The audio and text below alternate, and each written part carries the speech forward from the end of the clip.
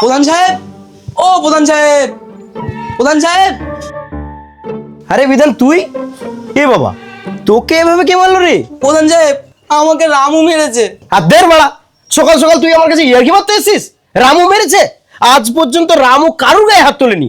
রামু হলো আমাদের গ্রামের সবচেয়ে শান্ত স্বভাবের ছেলে, আর তুই বলছিস তোকে রামু মেরেছে? আরে বিশ্বাস করুন প্রধান সাহেব, রামু আমাকে সত্যিই মেরেছে। হ্যাঁ, রামু মেরেছে? না না, এই কথা তো আমার বিশ্বাস হচ্ছে না। আচ্ছা, রামু তোকে কেন মারলো? প্রধান সাহেব, সত্যিই রামু খুব শান্ত স্বভাবের ছেলে। ও কোনোদিন কারুর গায়ে হাত দেয় না। সেই সুযোগেই তো আমি রাত্রেবেলা ওর বউয়ের ঘরে ঢুকেছিলাম, ব্যাস মালটা ধরে আমার কেলিয়ে দিল।